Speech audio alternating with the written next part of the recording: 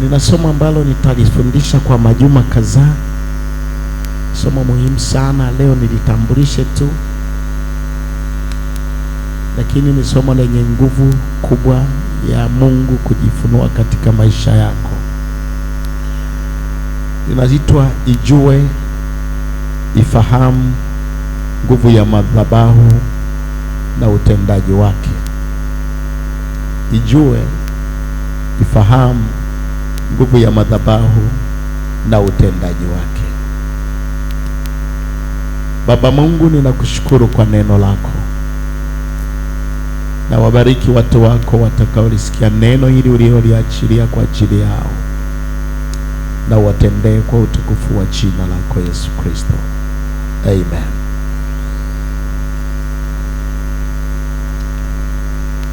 Nasema ijue ifahamu nguvu ya madhabahu na utendaji wake. Nina maandiko ya somo kama matatu yaliyobeba somo hili. Katika kitabu cha Wafalme wa kwanza sura ya 13 mstari wa kwanza hadi wa 6. Wafalme wa kwanza sura ya 13 mstari wa kwanza hadi wa 6. Wa kwanza hadi wa 6. Lakini pia Wafalme wa kwanza sura ya 18 sura ya 18 mstari wa 22 hadi 26 na mstari wa 30 hadi 39. Hayo ndio maandiko ya somo hili, ijue ifahamu nguvu ya madhabahu na utendaji wake. Lakini pia Ufunuo wa Yohana sura ya 8 mstari wa 3 hadi wa 5. Ufunuo wa Yohana sura ya 8. Ufunuo wa Yohana sura ya 8 mstari wa 3 hadi wa 5. Lakini pia unaweza ukasoma Mwanzo sura ya 13 mstari wa 20. Mwanzo sura ya 13 mstari wa 20.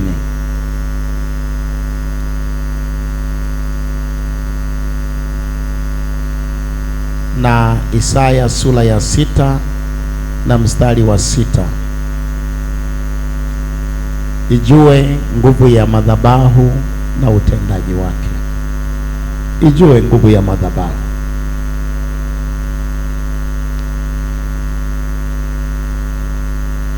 Hebu tusome haya maandiko, Wafalme wa kwanza 13 mstari wa kwanza hadi wa 6.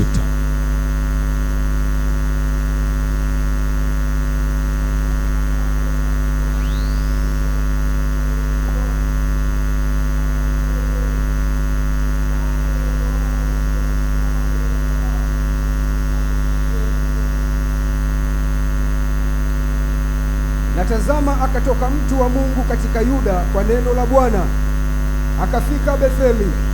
Naye Yeroboamu alikuwa akisimama penye madhabahu afukize uvumba.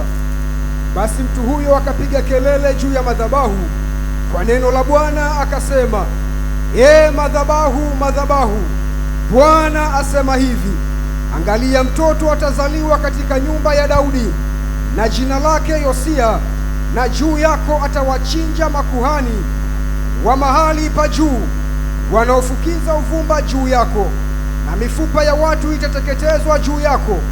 Akatoa ishara siku ile ile akasema, hii ndiyo ishara aliyoinena Bwana, tazama, madhabahu itapasuka na majivu yaliyo juu yake yatamwagika. Ikawa mfalme Yeroboamu alipoyasikia maneno ya yule mtu wa Mungu, alipopiga kelele juu ya madhabahu huko Betheli, alinyosha mkono wake pale madhabahuni akasema, mkamateni. Basi ule mkono wake aliounyosha ukakatika, wala hakuweza kuurudisha kwake tena. Madhabahu ikapasuka, majivu ya madhabahu yakamwagika, sawa sawa na ishara aliyoitoa mtu wa Mungu kwa neno la Bwana. Mfalme akajibu akamwambia yule mtu wa Mungu, umsihi sasa Bwana Mungu wako, ukaniombee ili nirudishiwe mkono wangu tena. Yule mtu wa Mungu akamwomba Bwana, mkono wa mfalme ukarudishwa tena, ukawa kama ulivyokuwa kwanza. Haleluya, haleluya.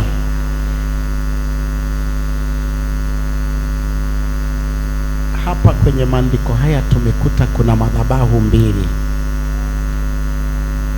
madhabahu ya mfalme na madhabahu ya mtu wa Mungu. Nguvu ya madhabahu na utendaji wake. Na tazama, akatoka mtu wa Mungu katika Yuda kwa neno la Bwana, akafika Betheli, naye Yeroboamu alikuwa akisimama penye madhabahu afukize uvumba. Basi mtu huyu akapiga kelele juu ya madhabahu kwa neno la Bwana, akasema, madhabahu, madhabahu, Bwana asema hivi, angalia, mtoto atazaliwa katika nyumba ya Daudi, jina lake Yosia, na juu yako atawachinja makuhani wa mahali pa juu, wanaofukiza uvumba juu yako, na mifupa ya watu itateketezwa juu yako. Akatoa ishara siku ile ile, akasema, hii ndiyo ishara aliyoinena Bwana, tazama, madhabahu itapasuka na majivu yaliyo juu yake yatamwagika. Ikawa mfalme Yeroboamu alipoyasikia maneno ya yule mtu wa Mungu alipopiga kelele juu ya madhabahu huko Betheli, alinyosha mkono wake pale madhabahuni, akasema, mkamateni. Basi ule mkono wake aliounyosha ukakatika, wala hakuweza kuurudisha kwake tena. Madhabahu ikapasuka, majivu ya madhabahu yakamwagika sawasawa na ishara aliyoitoa mtu wa Mungu kwa neno la Bwana. Mfalme akajibu akamwambia yule mtu wa Mungu, umsihi sasa Bwana Mungu wako, ukaniombee ili nirudishiwe mkono wangu tena. Yule mtu wa Mungu akamwomba Bwana, mkono wa mfalme ukarudishwa tena, ukawa kama ulivyokuwa kwanza. Bwana Yesu asifiwe. Maneno makuu. Naomba tusome Wafalme wa kwanza sura ya 18 mstari wa 22 hadi 26, alafu tuluke tusome 30 hadi 39. Maneno makuu mno. Ndipo Eliya akawaambia watu, mimi nimesalia mimi peke yangu nabii wa Bwana, lakini manabii wa Baali ni watu 450. Kwa hiyo na watutolee ng'ombe wawili, wao na wajichagulie ng'ombe mmoja, wamkatekate na kumweka juu ya kuni, wala wasitie moto chini. Nami nitatengeneza huyo ng'ombe wa pili na kumweka juu ya kuni, wala sitatia moto chini. Nanyi ombeni kwa jina la Mungu wenu, nami nitaomba kwa jina la Bwana, na Mungu yule ajibuye kwa moto na awe ndiye Mungu. Watu wote wakajibu wakasema, maneno haya ni mazuri. Eliya akawaambia manabii wa Baali, mstari wa 30. Kisha Eliya akawaambia watu wote, nikaribieni mimi. Watu wote wakamkaribia, akaitengeneza madhabahu ya Bwana iliyovunjika. Umaliza 39.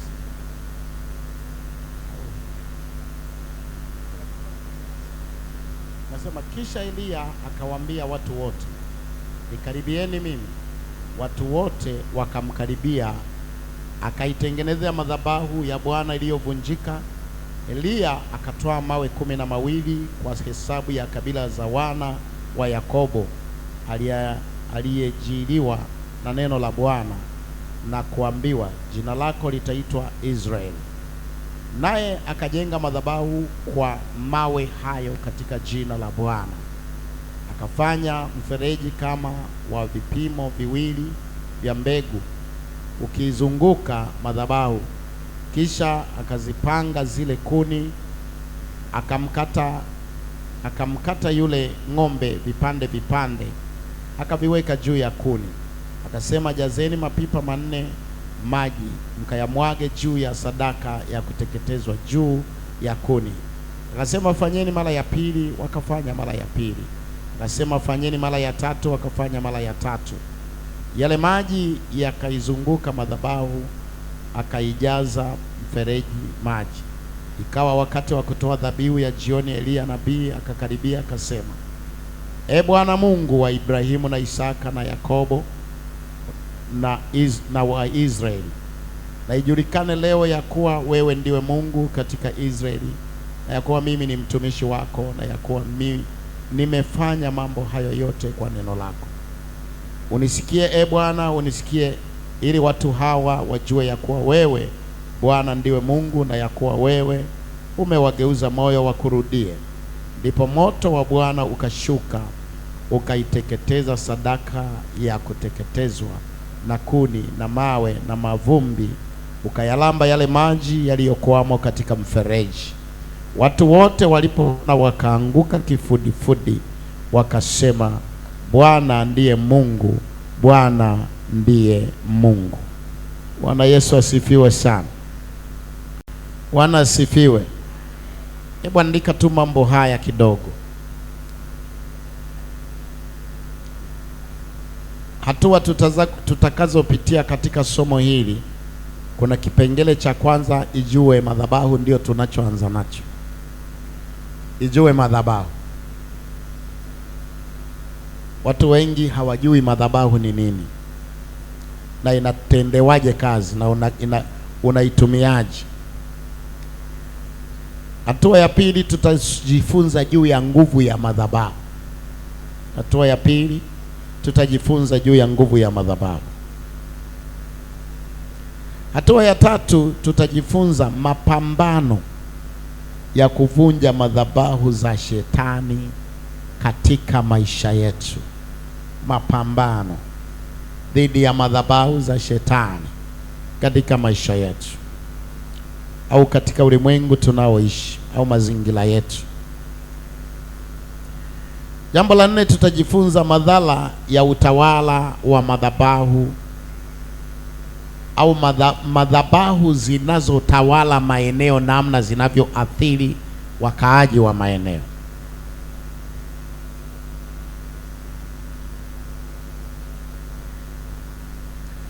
Jambo la 5, tutajifunza madhabahu ya ukombozi yenye nguvu na inayotoa nguvu.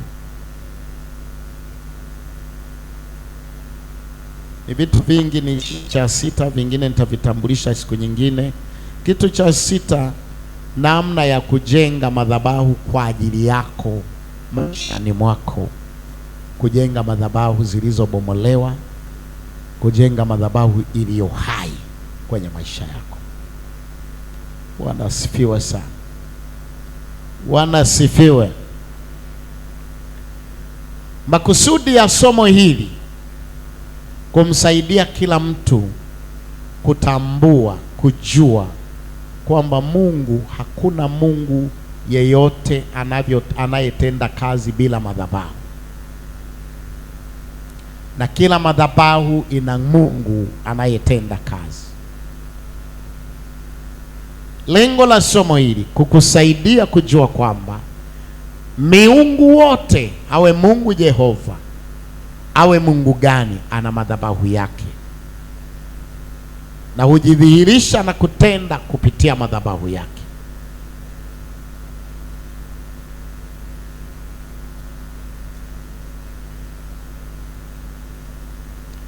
Lakini jambo lingine, ili kupata kujua kwamba vitu vyote, ustawi wake, mipango yake, ushindi wake, maendeleo yake yanategemea madhabahu. Vyote, iwe hali ya hewa, iwe hali ya uchumi, iwe hali ya kivita, chochote, vitu vyote hutegemea nguvu ya madhabahu.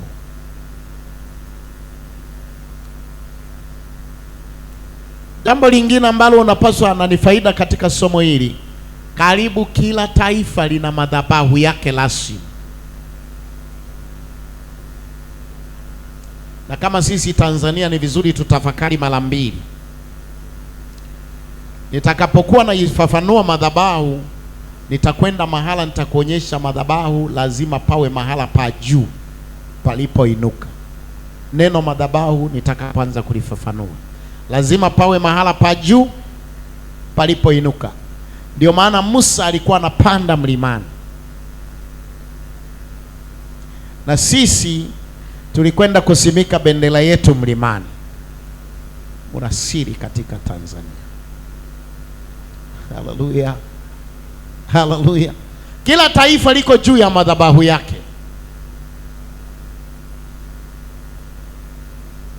Bwana asifiwe. Taifa lolote linategemea nguvu ya madhabahu yake.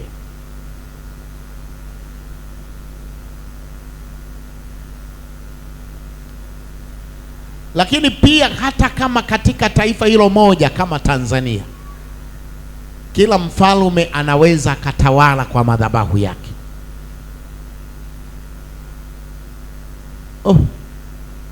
Changamoto hii, hata ingekuwa chochote, hata kama sio taifa, hata ingekuwa wilaya.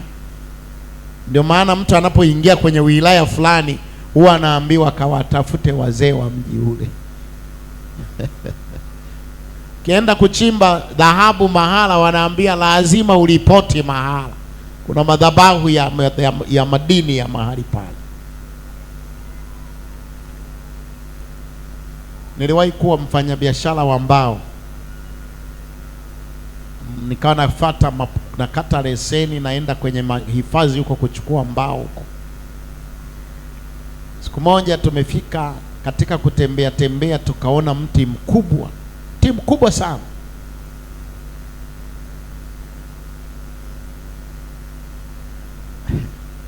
Ule mti ni mninga, wanaojua miti ya mininga. Hapa Tanzania ndio mti wa kwanza, nafikiri sijui kwa Afrika, nafikiri ndio wa kwanza kwa furnitures, yani kwa ubora wa miti ambao au ya furniture. Nikakuta mti mkubwa sana, Nikashtuka, kwa nini huu hawajawahi kuukata mbao? Magari yanapita hapa. Wakasema hapa panaitwa kwa Lupembe. Alikufa mtu mmoja enzi na enzi, zaidi ya miaka, sijui anasema miaka zaidi ya 200 huko. Alikuwa anaitwa Lupembe, yuko hapa. Kaburi lake liko hapa. Kwa hiyo hapa huwezi kupita unaenda hivi au unarudi hivi bila kutoa sadaka. Ni madhabahu. Sasa imekuwa madhabahu ya ule msitu, na usipofanya hivyo lazima mpotee. Nikauliza, na hela hizo wanazichukuaga nani? Zipo hapo. Na kweli nikaenda nikakuta zimejaa. Nikamwambia, mimi nimekuja polini kutafuta hela, alafu nazitupa hapa. Nabeba. Haturudi nyumbani ukizichukua. Sasa kuna chungu kikubwa. Unaweza ukaingia hata watu watatu ndani ya kile chungu. Kimetengenezwa pale, kikachomewa pale, wanakimodify kwa simenti. Sasa kuzichukua hela mle ndani nikashindwa, ikabidi nilipasue lile chungu. Kaleta magunia, nikachukua zile sarafu zote.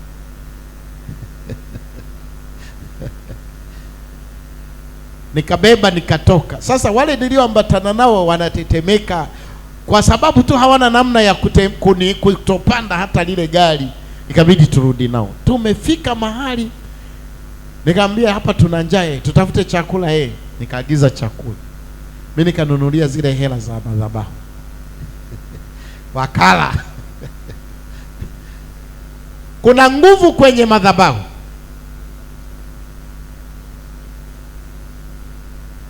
Kwa hiyo ni lazima ujue kila eneo linatawaliwa na madhabahu, na kila mtu hutenda kazi kwa nguvu ya madhabahu. Hata timu za mpira hizi zina madhabahu zake.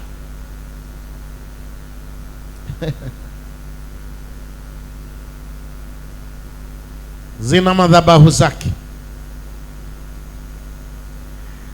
Lakini pia upate kujua kwamba Mungu hujidhihirisha kwa kupitia madhabahu. Bila madhabahu Mungu hadhihiriki. Ndiyo maana Eliya anasema,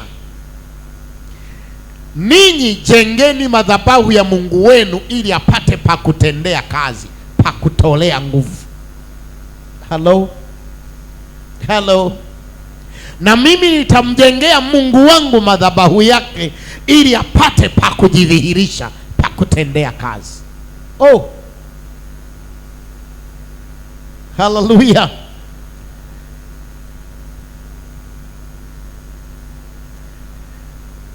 Andika, Mungu anapotaka kuokoa au kukutana na shida au kuzitoa shida za wanadamu, lazima yeye mwenyewe asimame madhabahuni, na lazima ashughulikie kwanza madhabahu zinazotesa wanadamu. Mungu haendaki kwenye uponyaji wa mtu kuponya kabla ya kwenda kwenye madhabahu iliyomtesa.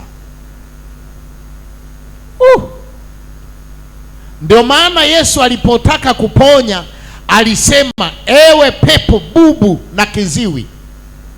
Madhabahu iliyosababisha uziwi na ububu anaiataki kwanza kutoka kwenye madhabahu ya Mungu. Wanasifiwe. Kuna watu bado hawanielewi. Kama unanielewa unaitika amina. Unanielewa?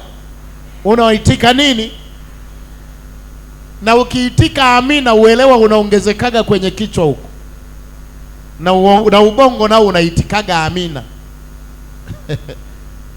Usipoitika amina, ubongo wako unaufilisi kuelewa, unaudhurumu upana wa uelewa. Mungu anapotaka kushughulikia shida za wanadamu, ndani ya somo hili nitakuonyesha ambavyo alienda Misri. Hakuwaokoa Waisraeli, ilibidi ashughulikie madhabahu 10 za Misri. Bila kuzipiga zile madhabahu kwanza, asingeweza kuwatoa. Lazima ashughulikie madhabahu kwanza. Unataka kuelewa kwamba unaanza kuonja uelewa kwamba madhabahu ni kitu chenye nguvu kuliko kitu chochote.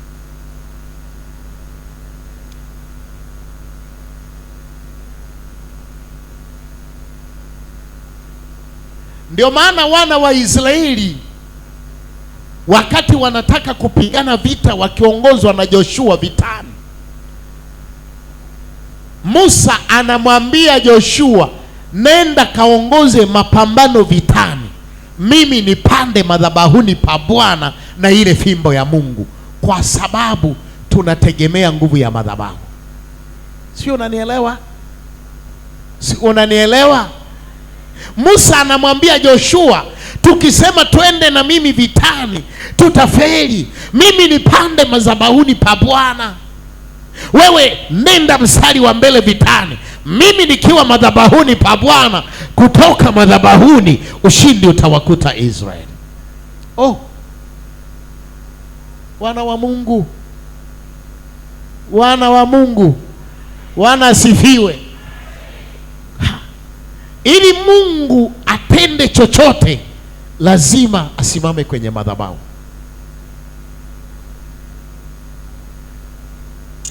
Mtu wa Mungu akatoka Yuda, kamkuta mfalme yuko kwenye madhabahu ya mashetani, madhabahu za mizimu.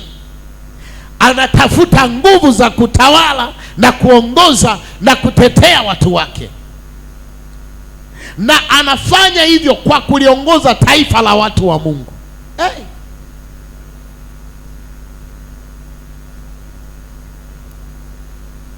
Naweza kumfananisha na mitume na manabii wa leo wanaoleta maji, mafuta, wanakwenda kwenye madhabahu ambazo Mungu hawezi kutokea, madhabahu zinazovuta nguvu zingine, lakini kusaidia watu wa Mungu. Anataka kuliongoza taifa la Israeli, lakini kwa kutumia madhabahu ya mashetani. mtu wa Mungu akafika akapanda katika madhabahu ya Betheli, akapiga kelele akasema, madhabahu, madhabahu. Anasema kuna mtoto kwa nguvu ya madhabahu atazaliwa. Oh, haleluya, haleluya. Hatazaliwa kwa kawaida, kwa nguvu ya madhabahu atazaliwa mtoto, ataitwa Josia. Yeye atakuja kuziharibu hizi madhabahu. Haleluya. Kwa sababu ili Mungu atende kazi lazima haribu madhabahu na ajenge madhabahu yake. Lazima ajenge madhabahu yake. Anasema na hii ndio ishara ya kwamba madhabahu hizi zitavunjwa.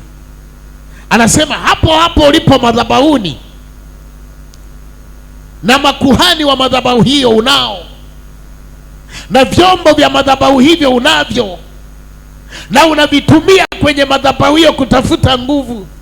Akasema ishara aliyoinena Bwana kwa neno lake amenituma, madhabahu hii inakwenda kupasuka, na majivu yale mnaochomea sadaka pale yanakwenda kumwagika. Anasema anapoongea hivyo, mfalme akaamuru askari, kamata huyo. Wakati anaelekeza mkono, kamata yule, Biblia inasema mkono ukadondoka chini kapu.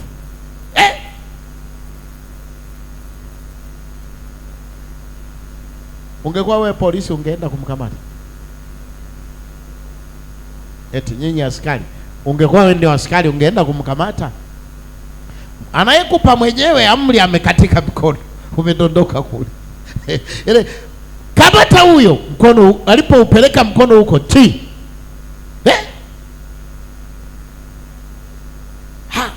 Anafanyaje sasa? Akageuza akasema, namuomba Mungu wako wa madhabahu hiyo. Haleluya. Namuomba Mungu wako wa madhabahu hiyo, umuombe, umsihi nirudishiwe mkono wangu. Haleluya.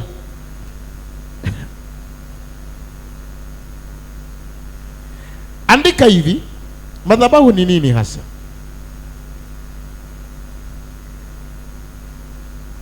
Madhabahu ni nini?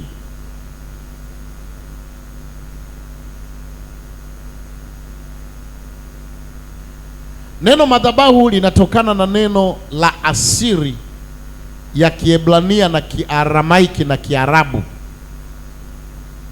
Neno madhabahu linatokana na neno la asili la Kiebrania, Kiaramaiki na Kiarabu linalotamkwa mazbah,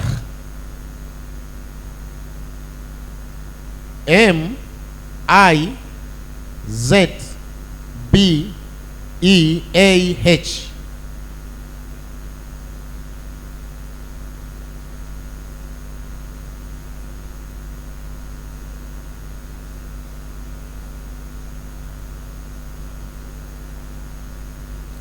Katika Biblia limetokea mara 396. Katika Biblia limetokea mara 396.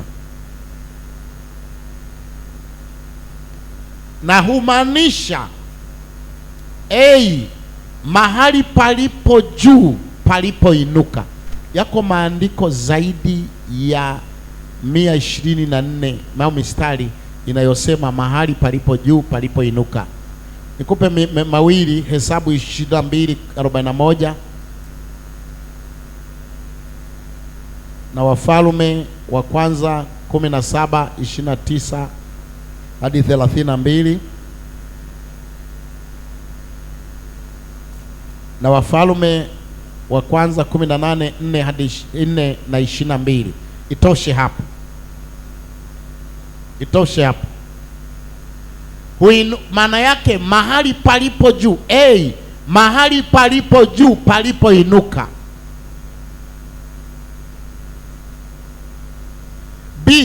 mahali ambapo sadaka hutolewa na kupokelewa, mahali ambapo kitu kinabadilika uhalisia wake kinakuwa sadaka. Madhabahuni ukipeleka kitu kakiweka, hata simu, kwamba nimeitoa kwenye madhabahu, inakuwa sio simu tena, inakuwa sadaka. Bwana asifiwe. Mahala ambapo vitu vinabadilika, hata mtu akitolewa pala anakuwa sadaka.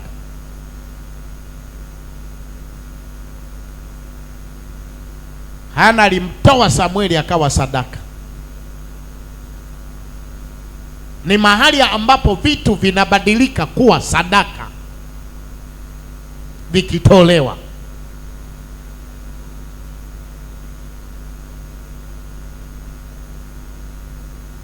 Hiyo ni B.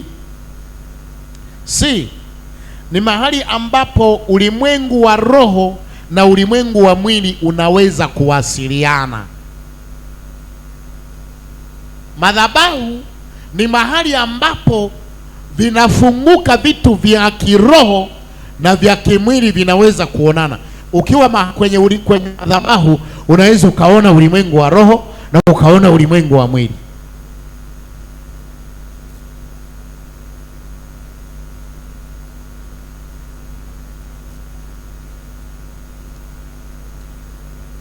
Kwa Kiyunani wanapaita hemas.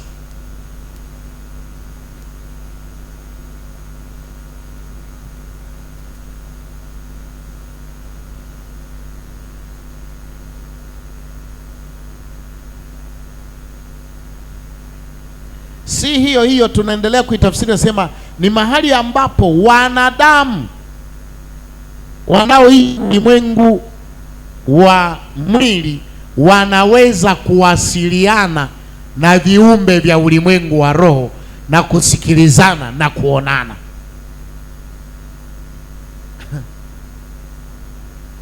Madhabahu.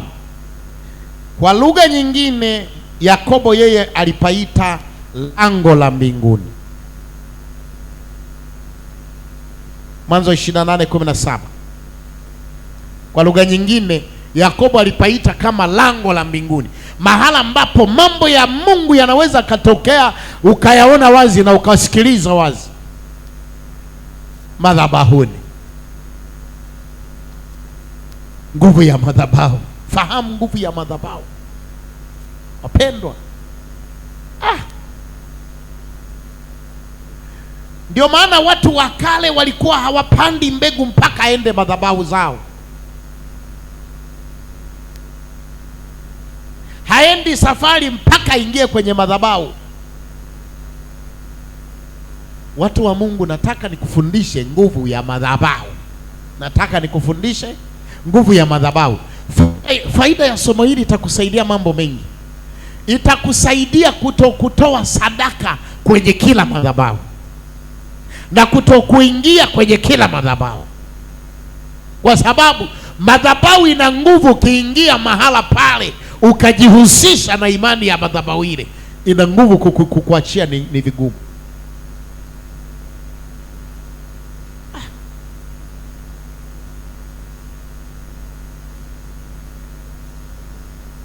Ninaomba na mama mmoja ambaye watoto wake wawili wameponywa. Alitusikiliza kwenye kongamano, akanitafuta kama nakuja ofisini, anaishi mbali kidogo. Nikaanza kuomba, akaja na watoto wake. Mama yule amezaa watoto 8. Amezaa watoto wote, tatizo lao ni ukahaba. Wote ni makahaba wote, yani hadi anaogopa. Hata mtaani anasema wakati mwingine tunatoka na baba, hatutaki kukaa hapa. Wanakuja na mmeo, wanasema aibu, fedhea iliyotisha. Tuna elimu, tuna kazi, tuna fedha. Nikataka niwaulize ni tatizo gani hili? Wale watoto wamewaleta mpaka kwangu, wana ukahaba wa kutisha.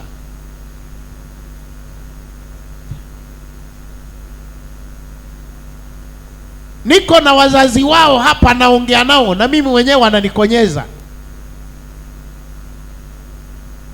Nikamwambia unafanya nini? Si unaona sasa baba, yani hata mtumishi wa Mungu, yani mimi ni katika kuongea nao nikagundua walipita wakaingia kwenye madhabahu fulani, ile madhabahu ikapiga. Somo hili litakusaidia si kuziogopa madhabahu zisizo za Mungu aliye hai. Haleluya, haleluya. Wawili wameponywa kabisa na wako kanisani sasa, wameokoka. Wanasema, amini usiamini, binti ananishuhudia, analia, baba, mimi sio kweli kwamba mama nilikuwa namwambia mimi mwanamume kanikamata, mimi ndio nilikuwa nawakamata wanaume. Sio kweli. Wazazi wangu wamepeleka kesi polisi, wamepeleka watu, nimedanganya, na kienda mahakamani polisi anajieleza, anashinda. Kumbe ni nguvu ya madhabahu.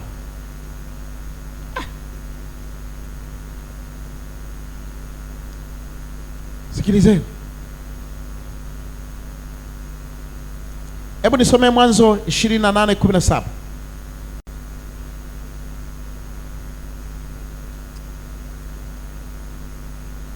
Naye akaogopa akasema, mahali hapa panatisha kama nini? Bila shaka hapa ni nyumba ya Mungu, napo ndipo lango la mbinguni. Hebu rudi nyuma kama mistari kama mitatu nyuma. Anzia mstari wa 13 au 12. Natazama Bwana, Yakobo akatoka Beersheba kwenda Harani. Akafika mahali fulani akakaa huko usiku kucha.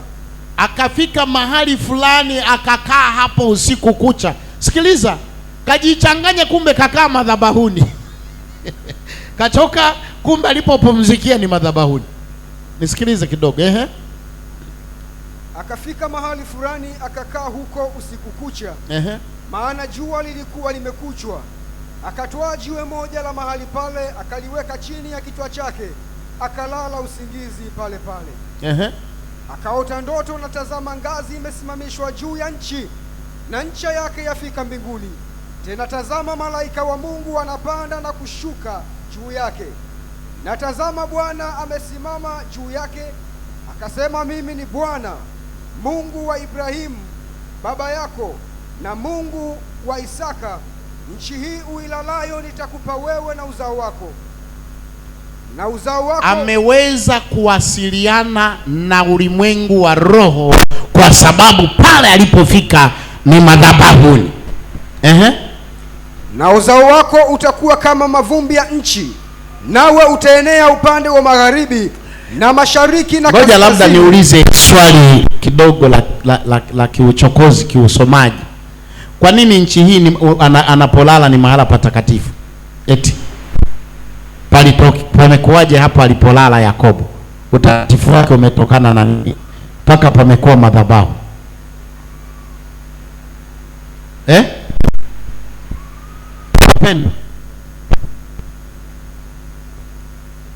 Wa theolojia, na mtheolojia mmoja yupo pale, na wengine yuko wapi?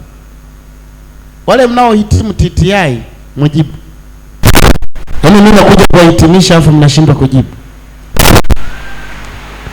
Wale mnaosoma TTI hebu simama.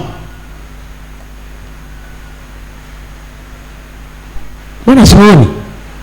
Ametorokea wapi? 1 2. Wenzenu wako wapi?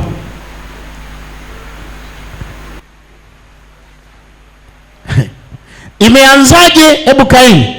Mmeshindwa kujibu mama Ngonyani. Imeanzaje kuwa mahala patakatifu pakawa madhabahu? Ibrahimu alifika mahala pale pale, akakutana na Mungu pale pale, yeye akaweka alijenga madhabahu pale, akatoa sadaka pale. Sasa na yeye kajikuta yuko pale, na ndipo pakaja kuitwa Betheli. Wanasifiwe, wanasifiwe. Haya, tuhame hapo, tuendelee. Soma. Na uzao wako utakuwa kama mavumbi ya nchi, nawe utaenea upande wa magharibi na mashariki na kaskazini na kusini, na katika wewe na katika uzao wako jamaa zote za dunia watabarikiwa. Na tazama, mimi nipo pamoja nawe, nitakulinda kila uendako, nami nitakuleta tena mpaka nchi hii, kwa maana sitakuacha hata nitakapokufanyia hayo niliyokuambia. Ndipo Yakobo akaamka katika usingizi wake akasema, kweli Bwana yupo mahali hapa, wala mimi sikujua. Naye akaogopa akasema, mahali hapa panatisha kama nini! Bila shaka hapa ni nyumba ya Mungu, napo ndipo lango la mbinguni. Maana ya madhabahu ni mahali ambapo ulimwengu wa roho unaweza ukatenda kazi katika ulimwengu wa wenye mwili. Haleluya! Ulimwengu wa roho unaweza kukutana na watu wa ulimwengu wenye mwili, au mtu wa ulimwengu wa mwili anaweza akawasiliana na ulimwengu wa roho. Madhabahu.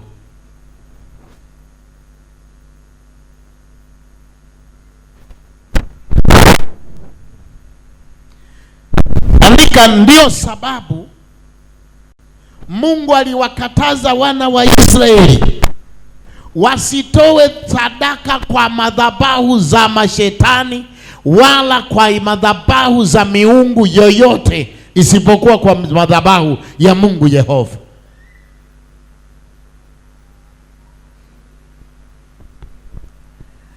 Leo niishie karibu sana, upende lifuatilie Jumapili, talifundisha somo hili kwa upana sana. Leo nionyeshe tu mambo makubwa mawili tuliyoyaona katika maandiko ya msingi, au tuyasome maandiko ya msingi yale manne.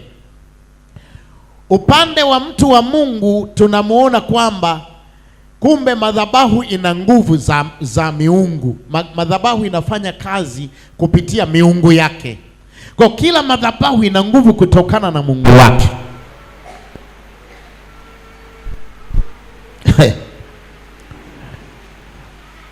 Hiyo ni A. B, madhabahu nguvu zake hutegemea kuhani wake. Kuhani wa madhabahu. Mambo muhimu sana yaandike hayo. Madhabahu hutegemea kuhani wake.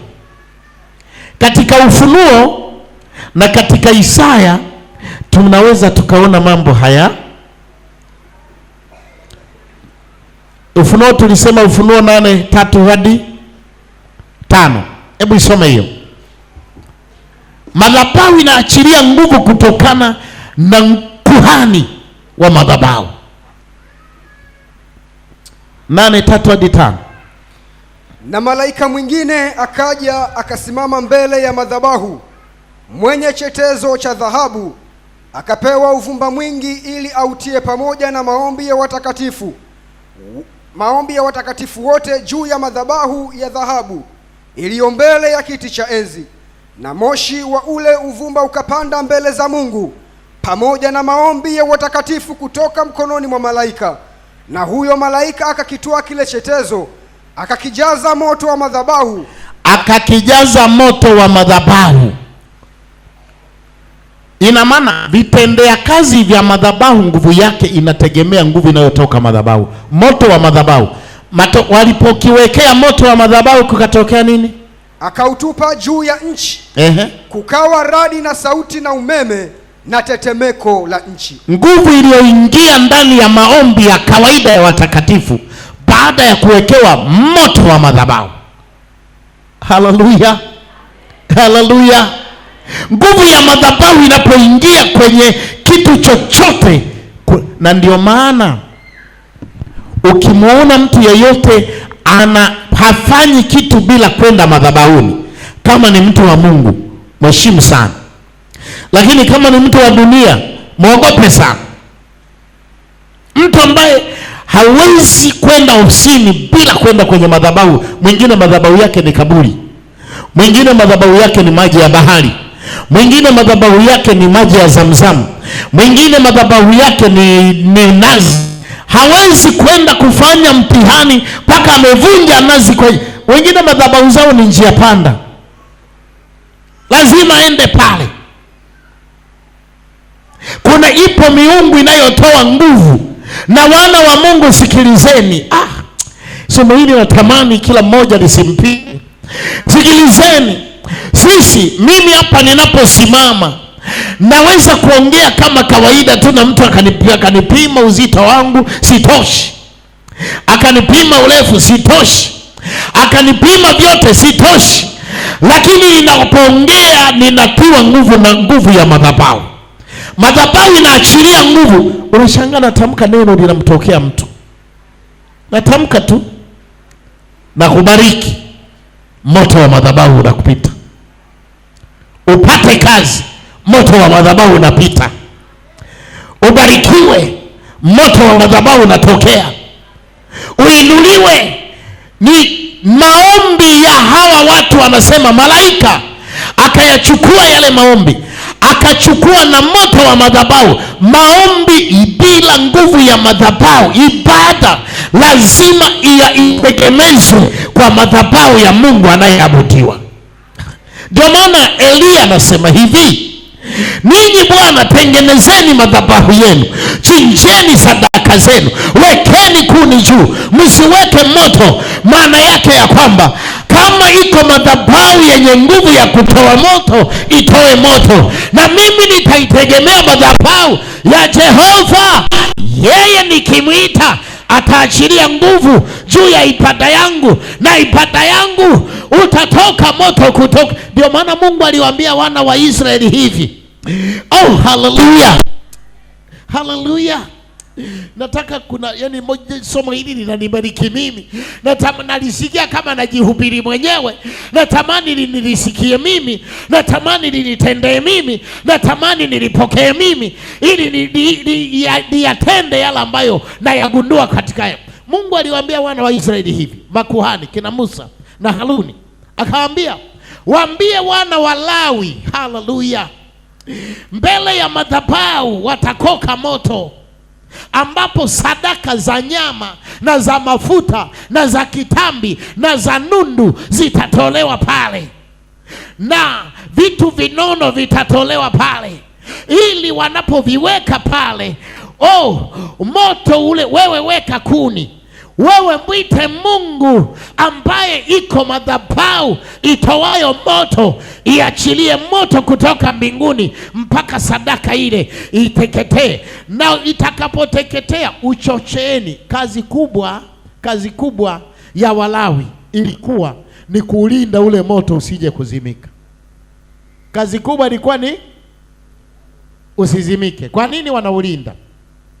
Kwa sababu sadaka zikiletwa hapa, moto umezimika, hawaruhusiwi kuchukua moto wa kigeni wakauasha hapa ili wachomee sadaka. Moto wakiukosa, lazima wasubiri utakaotoka madhabahu ya mbinguni. Haleluya. Na ndio maana na wenyewe uliitwa moto wa madhabahu. Haleluya. Haleluya. Na wenyewe ukaitwa moto wa madhabahu. Kwa lugha nyingine tunauita nguvu za madhabahu. Haleluya. Haleluya. Umeandika mangapi? Mawili. La kwanza sikusikii. Kila madhabahu, alafu kila kuhani, kila nguvu ya madhabahu inategemea kuhani wake. Elia, Mungu asingekuja kwa moto kama sio Elia. Mungu asingeshuka kwa moto kama sio Elia. Kwa madhabahu ya Mungu Jehova inatafuta mtu wa madhabahu ili aifanye madhabahu. Mungu wa madhabahu alete nguvu zake. Anakutegemea wewe. Haleluya. 3,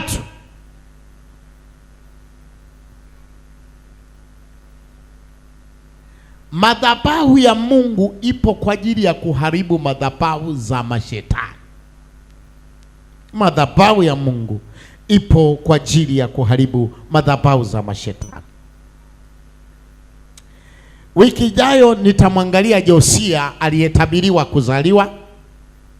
Nitamwangalia Zerubabeli namna ambavyo waliambiwa, na nitawaangalia wana wa Israeli wanapoambiwa kwamba mtakapoingia Kanaani, kazi ya kwanza, wale mataifa 7 yenye nguvu kuliko ninyi na walio wengi kuliko ninyi, ili muwashinde, cha kwanza, haribuni madhabahu zao, bomoeni madhabahu zao.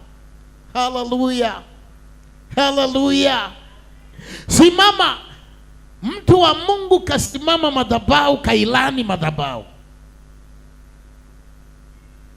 ili shetani tumlani. Lazima tusimame kwenye madhabahu, lazima tusimame kwenye madhabahu itakayotoa nguvu kwa ajili yetu. Simama kwa miguu yako, simama kwa miguu yako. Neno madhabahu lilitajwa kwa mara ya kwanza katika Mwanzo 8 mstari wa 20. Ndio kwa mara ya kwanza likatajwa, Mwanzo 8:20. Wakati wa Nuhu, anasema baada ya kutoka kwenye gharika, Nuhu akaijenga madhabahu ya Mungu, akamtafuta Mungu ili amwabudu Mungu, ili atoe sadaka, ili Mungu aanze kusema naye, ili Mungu atembee na uzao wake, ili Mungu ajidhihirishe, awatendee mema, ili awe anaweza kuomba rehema, Mungu asikasirike, asiangamize dunia, asiangamize kizazi chake. Akajenga madhabahu, na kweli Biblia inasema alipoijenga madhabahu akaabudu, akatoa sadaka juu ya madhabahu, Mungu akatokea akasema, oh haleluya. Mungu huwa anatokea na kudhihirika madhabahuni. Biblia inasema akamwambia, sitailani nchi tena. Nguvu ya madhabahu. Mtu anapojenga madhabahu, Mungu anaweza akatamka mema kwa ajili ya ulimwengu unaoishi. Mungu anatamka mema, na jihusishe na madhabahu ya Mungu wako. Hebu fumba macho, tamka maneno haya. Fumba macho, tamka maneno haya. Sema, Mungu Baba, ninajiunganisha na madhabahu yako, madhabahu ya Calvary. Naomba kwa jina la Yesu Kristo, yeye aliye kuhani wa madhabahu yako, maana yeye ndiye sadaka ya madhabahu yako, na ninajua nguvu ya sadaka katika madhabahu inasababisha Mungu ashuke kwenye madhabahu hiyo. Yesu amekuwa sadaka ya madhabahu yako, na ndio maana Mungu katika Yesu Kristo unashuka. Katika madhabahu ya Yesu Kristo unaokoa, na katika madhabahu ya Yesu Kristo unaharibu madhabahu za shetani. Naomba kwa neema yako nije kwenye madhabahu yako, niunganishe na madhabahu yako, ili madhabahu zinazonipinga zisitoe nguvu tena. Kama madhabahu za Baali zilishindwa kutoa moto tena, zilinyamaza kimya, ziliharibiwa, ili Bwana nipokee nguvu ya madhabahu ya mbinguni, ili niharibu madhabahu zote za shetani zinazopinga watu kuokoka, zinazopinga watu kumwamini Yesu, zinazopinga watu kumwabudu Mungu. Katika jina la Yesu Kristo, na haribu hizi madhabahu. Nipokee nguvu ya madhabahu sasa. Madhabahu itoe moto ndani yangu katika jina la Yesu Kristo. Nisije nikagusa moto wa kigeni, nisije nikasujudu madhabahu nyingine yoyote, nisije nikatoa sadaka madhabahu nyingine yoyote, bali madhabahu yako Jehova niunganishwe nayo kama Eliya alivyoungana na madhabahu ya moto, ili na mimi ndani yangu moto wa madhabahu utokee. Katika maisha yangu moto wa madhabahu utokea kwa jina la Yesu Kristo. Naita moto wa madhabahu ndani yangu kwenye ibada ya moyo wangu. Naita moto wa madhabahu kwenye ibada ya maisha yangu. Naita moto wa madhabahu, naita moto wa madhabahu, naita moto wa madhabahu, naita moto wa madhabahu katika jina la Yesu Kristo. Naona watu wanaguswa na moto wa madhabahu katika jina la Yesu Kristo, katika jina la Yesu Kristo. Naona moto wa madhabahu unatembea. Madhabahu za shetani zilipuliwe kwa jina la Yesu Kristo aliye hai. Madhabahu za mashetani zilipuke, zivunjike katika jina la Yesu Kristo aliye hai. Natangaza madhabahu moto wa madhabahu ya mbinguni shuka juu ya watu wako katika jina la Yesu Kristo aliye hai, katika jina la Yesu Kristo aliye hai, katika jina la Yesu Kristo aliye hai. Moto umeshuka, moto wa madhabahu. Madhabahu inatoa moto sasa kwa jina la Yesu katika maisha yako, kwa jina la Yesu maisha yako. Ninataka nguvu ya moto wa madhabahu, moyo wako uachilie. Hebu jiruhusu mbele za Bwana. Omba kila mtu, jiruhusu mbele za Mungu katika jina la Yesu Kristo aliye hai, katika jina la Yesu Kristo aliye hai, katika jina la Yesu Kristo aliye hai. Naita moto wa madhabahu, moto wa madhabahu ukuangukie, uangukie, uangukie madhabahu ya moyo wako, madhabahu ya moyo wako uangukie katika jina la Yesu Kristo aliye hai, katika jina la Yesu Kristo aliye hai, katika jina la Yesu Kristo aliye hai. Ita moto katika moyo wako, ita moto madhabahu ya moyo wako iguswe na moto katika jina la Yesu Kristo aliye hai, katika jina la Yesu Kristo aliye hai, katika jina la Yesu. Ziko madhabahu za magonjwa, zipo madhabahu za mateso, moto uzipige na ipasua. Yule mtu wa Mungu akasema madhabahu itapasuka, madhabahu ipasuke, madhabahu ipasuke. Natamka neno la madhabahu, natamka kwa mamlaka ya madhabahu, madhabahu zipasuke kwa jina Yesu. Naona moto, Yesu umeanguka, moto wa ajabu. Yesu nimeona moto unadondoka juu ya mtu unapasua madhabahu zake katika jina la Yesu Kristo. Madhabahu za mateso zinapasuka, zinapasuliwa, zinaanguka, zinaharibiwa kwa jina la Yesu, kwa jina la Yesu. Natamka madhabahu itakaposairi hapa litamelishe koria kake lepola pasakayata litanemelishaka moto wa madhabahu katika jina la Yesu. Mbebeni huyo, mlete hapa kwa jina la Yesu Kristo. Ninaomba wewe ambaye huhudumia usifumbie macho, una haja ya kuangalia. Wewe omba moto ushuke juu ya madhabahu ya moyo wako, omba juu Mungu. Bebeni vizuri ni mtu huyo, katika jina la Yesu Kristo. Moto wa madhabahu ninautangaza katika jina la Yesu Kristo. Moto wa madhabahu katika jina la Yesu Kristo. Ninaachilia moto wa madhabahu juu yake katika jina la Yesu Kristo. Ninaachilia moto wa madhabahu, ninaachilia moto wa madhabahu na pasua madhabahu zilizo ndani yake na ziharibu kwa jina la Yesu Kristo aliye hai. Ninaharibu moto wa madhabahu na uleta juu yake, juu ya nafsi yake na ukomboa katika jina la kwa jina la Yesu, kwa jina la Yesu. Napasua madhabahu yako, napasua vifungo vyako, na vipasua madhabahu za mateso yako, na ziharibu, na haribu madhabahu ya kuonewa, ya kuumizwa. Shoka tataripo lipo sapori lekoria libesha.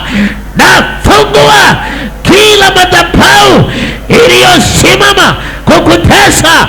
Yuko mtoto amezaliwa kwa ajili ya kuziharibu, anaitwa Yesu.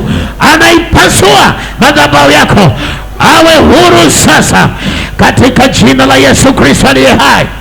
Hebu natamani nisikilize, natamani ingia rohoni.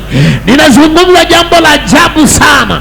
Yule mtu wa Mungu akasema madhabahu zitapasuka na majivu yake yatamwagika. Yale yaliyokuwa yamekuwa magumu, mateso, ziko madhabahu zilizozuia juu ya maisha yako. Yesu Kristo anaitwa mtoto atazaliwa kwa nguvu ya madhabahu, katika jina la Yesu Kristo aliye hai, katika jina la Yesu Kristo aliye hai. Kila mtu hebu jimimine mbele za Bwana, hebu nenda mbele za Bwana katika jina la Yesu Kristo. Namshukuru Mungu kwa macho ya damu na nyama. Kwa macho haya ya damu na nyama nimeona moto unashuka kwa ajili ya kupasua madhabahu. Nimeona moto wa madhabahu unatembea. Nimeuona, wala sio kiroho, kwa maono wa macho ya damu na nyama. Moto wa jina la Yesu Kristo aliye hai. Rikola labo sheke linesakorielteseke. Kila madhabahu inayosimama leo ipasuke, ianguke. Ninapasua, napasua, napasua, napasua, napasua, napasua, napasua, napasua, napasua, napasua, napasua, napasua, napasua, napasua, napasua, napasua madhabahu katika jina la Yesu Kristo aliye hai. Katika jina la Yesu, madhabahu pasuka, pasuka, pasuka, pasuka, pasuka, pasuka ndani yake. Repanemelishekekako, remelimeshekeka. Natangaza kwa moto wa madhabahu, nashusha moto wa madhabahu juu ya kila madhabahu ya magonjwa na mateso, madhabahu ya dhambi na vifungo. Nashusha moto wa madhabahu katika jina la Yesu Kristo aliye hai. Retabeka siko koria lebesha, rendeleme mesike, rendeleme melebe siko kariaba.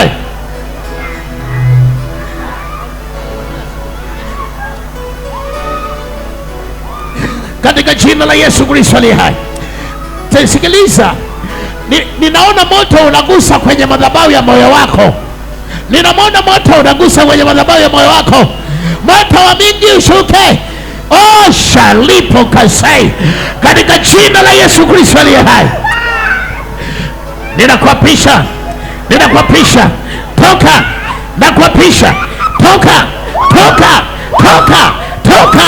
Napasua madhabahu yako, natapasua, pasuka madhabahu ya maonevu juu ya mtoto huyu, juu ya binti huyu. Na iongoa madhabahu ya maonevu juu yake. Pasuka madhabahu kwa jina la Yesu, kwa jina la Yesu. Pasuka madhabahu, madhabahu pasuka, pasuka, pasuka kwa jina la Yesu Kristo aliye hai. Ninatangaza moto wa madhabahu, ninaushusha juu ya miili ya watu wenye magonjwa. Madhabahu za magonjwa zipigwe, zipasuke. Madhabahu za mateso pigwa, pasuka. Madhabahu za maonevu pigwa, vifungo pigwa. Moto wa madhabahu, nguvu ya madhabahu, nguvu ya madhabahu, nguvu ya madhabahu, nguvu ya madhabahu.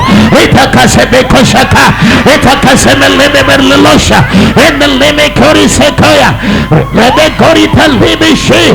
Toka moto ulipuke, nipiga kwa moto, nipiga kwa moto katika jina la Yesu Kristo. Moto wa madhabahu tembea, ikamasodi belishaka.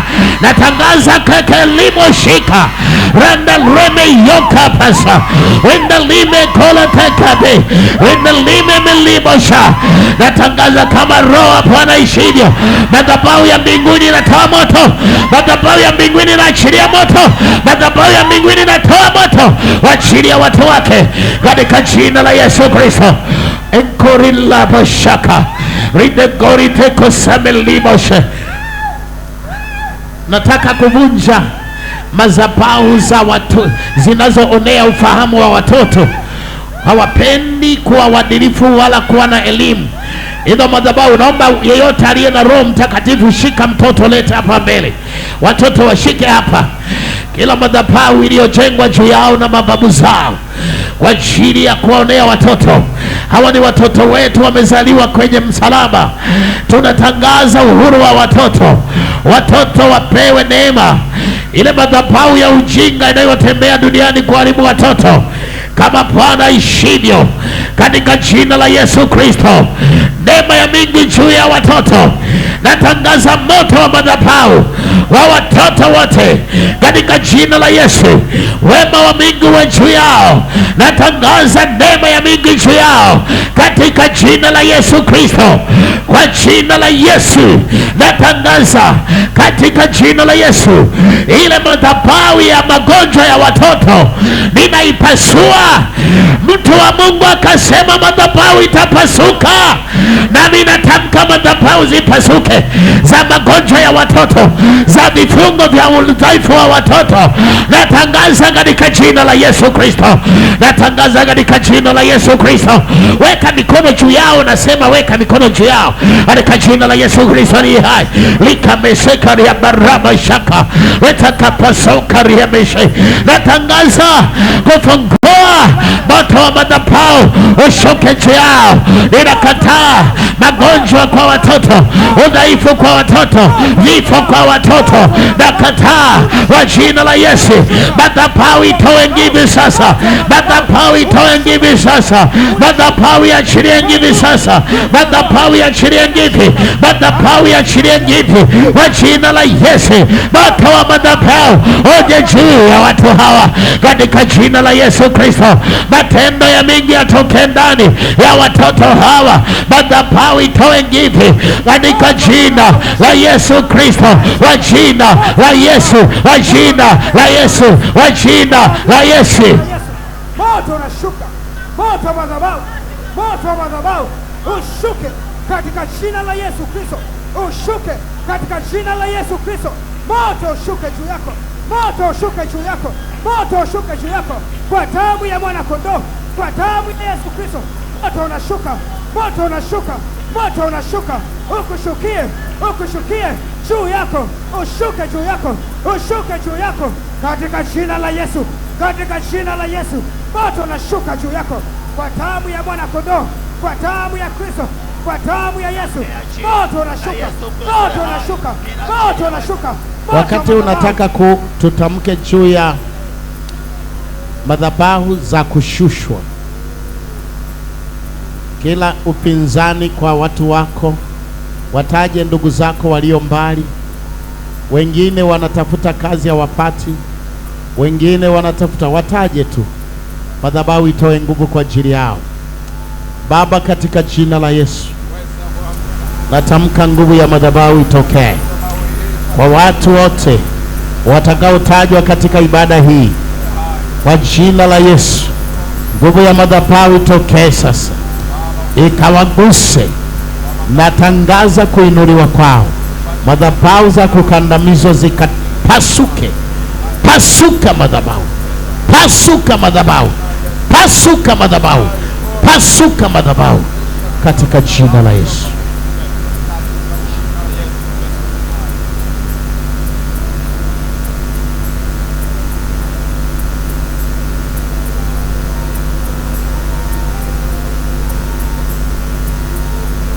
Baba, uwabariki watoto wako. Ninawaweka katika neema yako na utukufu wako. Matendo yako makuu yawe juu yao kwa jina la Yesu. Amen.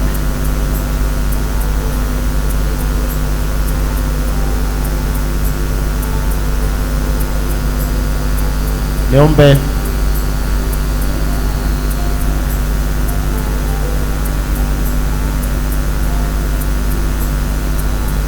nimkaribishe Shemasi Bahati amshukuru Mungu kwa kufunga ibada yetu. Funika macho yako. Baba Mungu mwenyezi, Mungu Baba Mungu mwaminifu, na kila sababu Bwana kulikabidhi kanisa hili na watu wote katika ibada hii. Mungu umemtendea kila mmoja sasa na hadi yako sasa na neno lako. Baba robi jifa ida bosho lipo ika amasabole pasaka. Baba pokea utukufu Mungu. Baba pokea utukufu Jehova. Baba pokea utukufu, maana umetenda kwa kila nafsi. umetenda katika kila mwili wa mtu mmoja mmoja, umetenda kwa ajili ya moyo wa kila mmoja mmoja. Baba, tunasema asante kwa sababu madhabahu za adui zimevunjika katika maeneo mbalimbali, katika uchumi, katika afya, katika mioyo ya watoto, katika afya za watoto, katika nyumba za watu mbalimbali, katika ndoa mbalimbali, kwa kina baba Bwana, kwa kina mama Bwana, kwa mabinti Bwana. Barobosha ribosa fasa kabobori lidobosha kosika vivasama. Baba, nasema asante kwa ajili ya neno lako, asante kwa udhihirisho Bwana, asante kwa kutenda mambo makuu Bwana. Asema asante Mungu kwa sababu si mwisho bali ni mwanzo. Kwa kila mmoja mmoja tuzidi kukuona Bwana, madhabahu yako Mungu ikisimama ndani yetu, madhabahu yako ikiachilia nguvu katika utendaji, katika jina la Yesu Kristo. Baba, nakushukuru kwa ajili ya kila mmoja mmoja, nakushukuru kwa ajili ya huduma uliyoifanya mwenyewe Mungu Roho Mtakatifu. Borobosa kaboda bosha rifasaka bobori lidofu na bosifasika boda boda faida mosha rika aboli bosiba.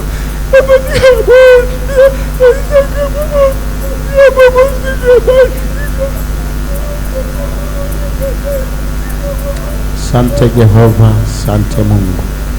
Wabariki watu wako kwa mbaraka wa Yesu Kristo juu ya maisha yao. Wanapoondoka hapa Mungu, neema yako iwe pamoja nao. Watangulie kila mmoja, endelea kusema nao katika jina la Yesu. Usijenge dhana kwamba madhabahu ni kasehemu fulani. Madhabahu ni jambo ambalo lipo na wewe popote ulipo. Ni namna ulivyo connect na madhabahu ya Mungu. Usije ukajenga ni kuconnect na madhabahu ya Mungu anapotendea kazi. Jumapili nitalifundisha kwa upana zaidi. Mungu akubariki. Tunaweza tukatoka, niombe tu wanakwaya na wazee wa kanisa na mashemasi peke yao. Mashemasi na wazee wa kanisa na kwaya tunakaa pamoja. Hatuna kikao, nataka tu wasikilize ninachozungumza na wanakwaya. Nataka tu wasikilize ninachozungumza na wanakwaya.